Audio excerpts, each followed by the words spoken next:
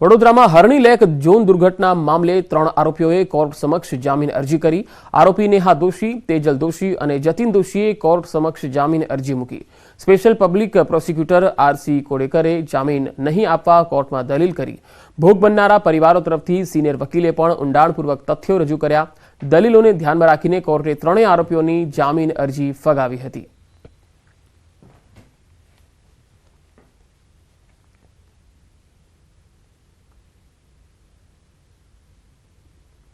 બાળકો અને શિક્ષકો આ કાંડમાં જે મૃત્યુ પામ્યા છે એમાં હજુ એમની પ્રથમ પુણ્યતિથિ પણ આવેલી નથી। તેવામાં જ્યારે પ્રથમ તબક્કાની તપાસ ચાલતી હોય, તપાસ પેન્ડિંગ હોય, એવામાં આ લોકોને જામીન ન આપી શકાય। અનેક કારણો અમે નામદાર સેશન્સ કોર્ટ સમક્ષ મૂક્યા અને તથ્યો જે નામદાર કોર્ટ સમક્ષ મૂક્યા એ તમામ બાબતોને દલીલોને ધ્યાનમાં રાખીને નામદાર સેશન્સ કોર્ટે 3 જામીન અરજી રદ કરી છે। ભરૂચના અંકલેશ્વરમાં આદર્શ નિવાસી કુમાર શાળાના બાળકોને હેરાનગતિ થતી હોવાનું સામે આવ્યું। બાળકો ઠંડી વચ્ચે પોતાના રૂમથી બહાર આવી ધરણા પ્રદર્શન કર્યું। છેલ્લા કેટલાક દિવસોથી બાળકોને જાતિ વિષયક શબ્દો બોલી મારવાની ધમકી અપાતી હોવાનો બાળકો તરફથી આરોપ લગાવાયો છે।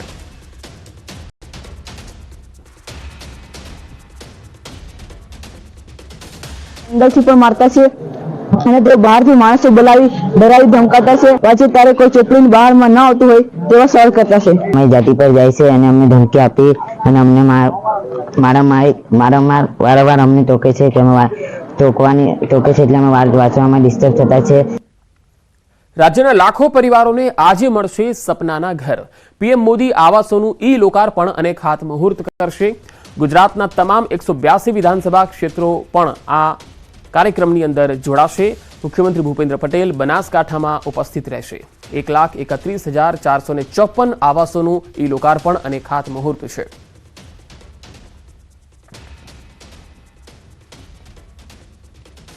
તો આ તરફ પ્રધાનમંત્રી નરેન્દ્ર મોદીની વર્ચ્યુઅલ ઉપસ્થિતિમાં તેમજ રાજ્યના મુખ્યમંત્રી ભૂપેન્દ્ર પટેલની ઉપસ્થિતિમાં રાજ્યકક્ષાનો મુખ્ય કાર્યક્રમ બનાસકાંઠાના ડીસા ખાતે યોજાશે।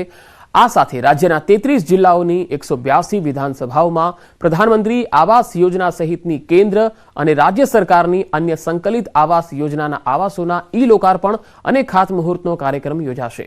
પંચમહાલ જિલ્લાના પ્રધાનમંત્રી આવાસ યોજનાના લીસોસરાના રહેવાસી દાદુભાઈ અને લાડપુરના રહેવાસીની સતીશકુમારને ₹1,20,000 રૂપિયાની સહાય મળતા તેમણે પોતાના સ્વપ્નનું પાકું મકાન બનાવ્યું છે।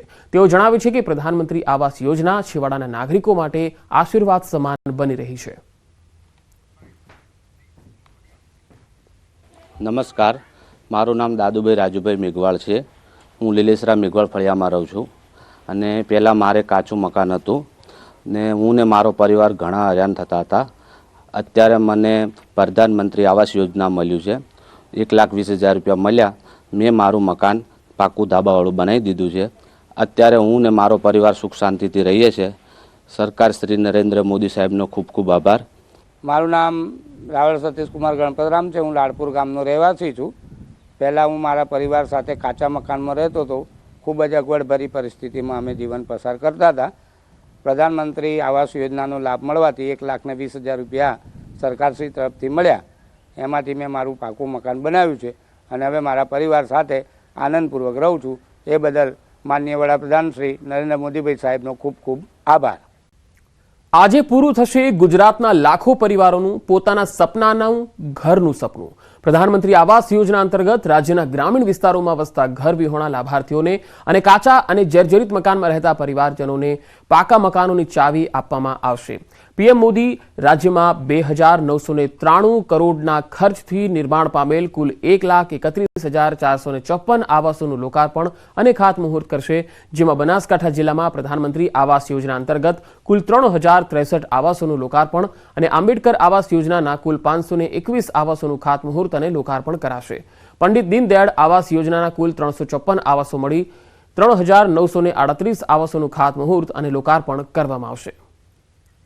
તો પ્રધાનમંત્રી આવાસ યોજના અંતર્ગત ₹1,20,000ની સહાય આપવામાં આવે છે। આ ઉપરાંત લાભાર્થીને તેના પોતાના મકાન બાંધવા માટે મનરેગા અંતર્ગત 17,910 અને શૌચાલય માટે 12,000 મળી કુલ 1,50,000ની સહાય આપવામાં આવે છે। લાભાર્થીને મકાન બાંધવા માટે રાજ્ય સરકાર તરફથી 100 ચોરસ મીટરનો પ્લોટ વિના મૂલ્યે આપવામાં આવે છે। વડગામના જલોત્રા ગામની લાભાર્થી મહિલાનું સપનાના ઘરનું સપનું પૂરું થતા પીએમ અને સીએમનો આભાર માન્યો હતો. આજે પીએમ મોદીની વર્ચ્યુઅલ ઉપસ્થિતિમાં સીએમ ભૂપેન્દ્ર પટેલના હસ્તે ડીસા અને અંબાજી નજીક કુંભારિયા અને વડગામના જલોત્રા ગામમાં પીએમ આવાસ યોજના સહિત વિવિધ આવાસ યોજનાના લાભાર્થીઓને ચાવી આપી ગૃહ પ્રવેશ કરાવાશે. તદુપરાંત પીએમ મોદી આવાસ યોજનાના લાભાર્થીઓ સાથે વર્ચ્યુઅલી સંવાદ પણ કરશે. કાચા મકાનમાં પહેલાં રહેતી હતી. કાચા મકાનમાં સાહેબ મને ઘણી બધી તકલીફો પડતી હતી. રહેવા ઘરમાં પાણી પણ ભરાઈ જતું, અનાજ બગડતું, મારા બાળકો પણ પલળતા, એટલે ખૂબ મને તકલીફ હતી. મારા રહેવા માટે પણ સાહેબ ઘર નહોતું, પણ પ્રધાનમંત્રી આવાસ યોજનામાં મને ઘર મળ્યું અને મારું સપનું પણ સાહેબ પૂરું થયું. તે માટે હું સીએમ સાહેબનો અને પીએમ સાહેબનો ખૂબ ખૂબ આભાર માનું છું. મુખ્યમંત્રી ભૂપેન્દ્ર પટેલ આજે બનાસકાંઠાની મુલાકાતે છે. આજે મુખ્યમંત્રી ભૂપેન્દ્ર પટેલ અંબાજી મંદિરમાં દર્શન પણ કરશે. અંબાજીમાં પ્રધાનમંત્રી આવાસ યોજનાનું લોકાર્પણ કરાશે. કાર્યક્રમમાં પ્રધાનમંત્રી મોદીના હસ્તે વર્ચ્યુઅલ માધ્યમથી આ લોકાર્પણ થશે. નવા આવાસ માટે ખાતમુહૂર્ત અને શ્રી શક્તિ સેવા કેન્દ્રમાં પ્રધાનમંત્રી રોજગાર અંતર્ગત 400 જેટલી મહિલાઓને રોજગાર પૂરા પાડવા માટે વિવિધ સાધનોનું પણ વિતરણ કરાશે. અહીંયા નારી સશક્તિકરણ માટેનું એક આખો સ્ટ્રક્ચર ઊભો કરવામાં આવ્યો છે, જેમાં અહીંયાની કરીબ 450 જેવી આદિવાસી બહેનોને રોજગાર આપવા માટે દોના બનાવવાનો આખો એક સ્ટ્રક્ચર છે. પછી અગરબત્તી માટેનું છે, માટી કામ માટેનું છે, અને પછી જલોત્રામાં પણ જે 100 ઘરો તૈયાર છે એમનું લોકાર્પણ છે.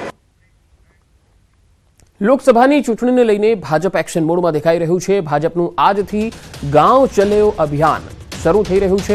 બનાસકાંઠાના જલોત્રામાં ગાંવ ચલો અભિયાનની શરૂઆત થવાની છે. મુખ્યમંત્રી ભૂપેન્દ્ર પટેલ જલોત્રાથી ગાંવ ચલો અભિયાન કાર્યક્રમમાં જોડાશે.